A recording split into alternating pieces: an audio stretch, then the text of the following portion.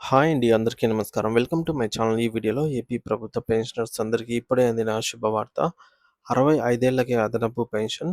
పెన్షనర్ల ఆశ ప్రభుత్వం స్పందిస్తుందా అంటూ పూర్తి వివరాలు ఈ వీడియోలో తెలుసుకుందాము. వీడియో ఎక్కడే గానీ స్కిప్ చేయకుండా ఎండ్ వరకు చూసేయండి. అప్పుడే ఇన్ఫర్మేషన్ పూర్తిగా అర్థమవుతుంది. అలాగే వీడియో చూస్తున్న ప్రతి ఒక్కరూ లైక్ చేయండి ఫ్రెండ్స్. ఈ వీడియోని తోటి ఉద్యోగ, పెన్షన్ మిత్రులతో షేర్ చేయండి. కొత్తగా మన ఛానల్‌ని చూస్తున్న వారు, ఇంకా ఎవరైనా సబ్స్క్రైబ్ చేసుకోని వారు ఉన్నట్లయితే మన ఛానల్‌ని సబ్స్క్రైబ్ చేసుకోవడం మర్చిపోకండి ఫ్రెండ్స్. సబ్స్క్రైబ్ చేసుకుంటేనే నేను చేసే ప్రతి ఒక్క వీడియో మీ వరకు రీచ్ అవుతుంది. ఇక ఆలస్యం చేయకుండా వివరాల్లోకైతే వెళ్ళిపోదాము. ఫ్రెండ్స్, ఇక విషయానికొచ్చినట్లయితే 65 ఏళ్లకే అదనపు pension. GOMS number 6 versus GOMS number 30 పెన్షనర్ల ఆశ ప్రభుత్వం స్పందిస్తుందా లేదా అనేది చూద్దాము. పెన్షనర్లకు శుభవార్త. 65 ఏళ్లకే అదనపు పెన్షన్. కేంద్ర మరియు రాష్ట్ర ప్రభుత్వాలపై పెరుగుతున్న ఒత్తిడి. వృద్ధాప్యంలో ఆర్థిక భద్రత అనేది ప్రతి ఉద్యోగికి అత్యంత కీలకము. ప్రతి రిటైర్డ్ ఉద్యోగికి కూడా. పెరుగుతున్న వైద్య ఖర్చులు, ద్రవ్యోల్బణము, మారుతున్న కుటుంబ పరిస్థితుల నేపథ్యంలో పదవీ విరమణ పొందిన వారికి అదనపు ఆర్థిక భరోసా కల్పించాల్సిన ఆవశ్యకత ఏర్పడింది. మరి ఈ నేపథ్యంలో వయసు పెరిగే కొద్దీ పెన్షనర్లకు ఇచ్చే అదనపు పెన్షన్ విధానం, ఈ విధానంలో మార్పులు చేయాలన్న డిమాండ్ దేశవ్యాప్తంగా బలపడుతోంది. మరి ఈ అంశంపై కేంద్ర, రాష్ట్ర ప్రభుత్వాల ప్రస్తుత విధానాలు, కొత్త డిమాండ్ల గురించి వివరంగా పరిశీలిద్దాము. కేంద్ర ప్రభుత్వ విధానం మరియు కొత్త డిమాండ్ల విషయానికి వస్తే, మొదటిది ప్రస్తుత కేంద్ర విధానం. 80 ఏళ్ల నుంచి చూస్తున్నట్లయితే కేంద్ర ప్రభుత్వం సెంట్రల్ సివిల్ సర్వీసెస్ పెన్షన్ నిబంధనల ప్రకారంగా 80 ఏళ్ల వయసు నిండిన పెన్షనర్లకు అదనపు పెన్షన్‌ను అందిస్తోంది. వయసు పెరిగే కొద్దీ ఒక అదనపు మొత్తం అనేది పెరుగుతూ వెళ్తుంది. ఇక్కడ స్క్రీన్ పైన అయితే చూడొచ్చు. ఇది కేంద్ర ప్రభుత్వానికి సంబంధించింది ఫ్రెండ్స్. ఇది రాష్ట్రానికి కాదు. సో మనకు రైట్ సైడ్‌లో 80-84 సంవత్సరాల వారికి 20% అనేది పెన్షను. అంటే వారి బేసిక్ పెన్షన్‌లో 20% అదనం అన్నమాట. అలాగే 85-90 సంవత్సరాల వయసు వారికి 30%. ఫ్రెండ్స్, ఇది కేంద్ర ప్రభుత్వంది. కేంద్రం ఇస్తున్నటువంటి ఏక్యూపీ. కేంద్రం ఇస్తున్నటువంటి ఏక్యూపీ అదనపు క్వాంటమ్ ఆఫ్ పెన్షన్. అలాగే 90 ఏళ్ల నుంచి 94 ఏళ్ల వారికి 40% అదనము. 95-99 వారికి 50%. తర్వాత 100 సంవత్సరాలు పైన వారికి 100% అదనపు పెన్షన్ కేంద్రం ప్రకటిస్తోందనమాట. మరి రాష్ట్రం కూడా చూద్దాము. ఉదాహరణకు ఒక కేంద్ర ప్రభుత్వ పెన్షనర్‌కు బేసిక్ పెన్షన్ రూ. 50,000 అనుకున్నట్లయితే పెన్షను. 95 ఏళ్లు దాటిన వారికి అదనంగా 50% కాబట్టి వారికి మరొక 25,000 అదనంగా లభించి మొత్తం రూ. 75,000 అవుతుంది. దీనిపైన డీఆర్ ఉంటుంది. ఈ మొత్తం మీద డీఆర్ ఉంటుందండి. బేసిక్ మీద మాత్రమే కాదు. అలాగే 100 ఏళ్ళు దాటిన వారికైతే వారికి ఎంతైతే పెన్షన్ ఉంటుందో దానికి అదనంగా 2 టైమ్స్ వస్తుందన్నమాట. 50,000 అయితే రూ. 1,00,000 ఈ విధంగా. ఇక కొత్త డిమాండ్. 65 ఏళ్లకే ప్రయోజనం అనేది కొత్త డిమాండ్ అండి. పెరుగుతున్న జీవన వ్యయాలను దృష్టిలో ఉంచుకొని అదనపు పెన్షన్ వయో పరిమితిని 80 ఏళ్ల నుంచి 65 ఏళ్లకు తగ్గించాలన్న డిమాండ్ బలంగా వినిపిస్తోంది. Railway senior citizen welfare society 2023 సెప్టెంబర్‌లో కేంద్ర ఆర్థిక మంత్రికి ఈ మేరకు ఒక వినతి పత్రం అయితే సమర్పించింది. ఏంటంటే, పార్లమెంటరీ స్టాండింగ్ కమిటీ కూడా తన యొక్క 110వ నివేదికలో ఇదే విధమైన సిఫార్సు చేసింది.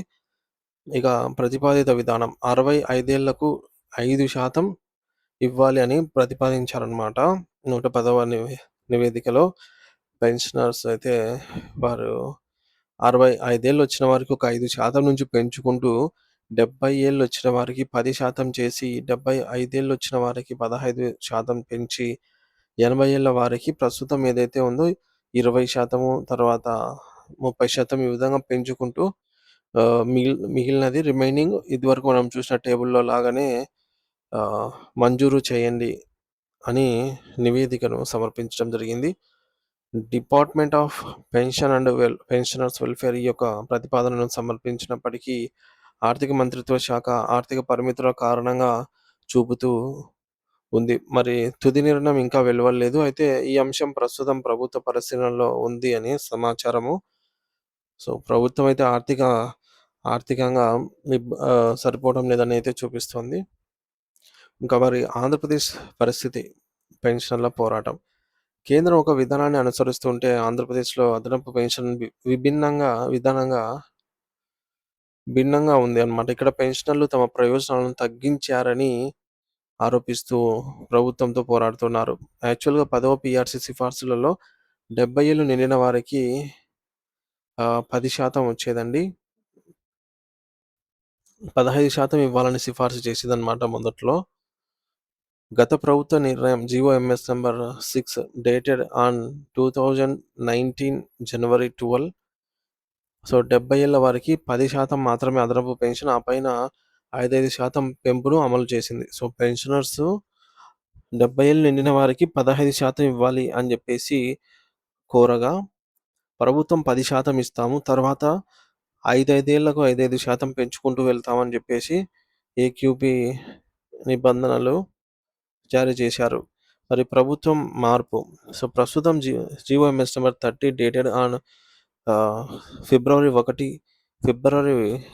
2022 ప్రకారంగా ఈ ప్రయోజనాలను మరింత తగ్గిస్తూ 11వ పీఆర్సీలో ఏదైతే 10వ పీఆర్సీలో సాధించుకున్నటువంటి 70 ఏళ్లకు 10% అదనపు పెన్షన్ ఉందో 11వ పీఆర్సీలో తగ్గిస్తూ దాన్ని 7% ఖరారు చేసిందనమాట.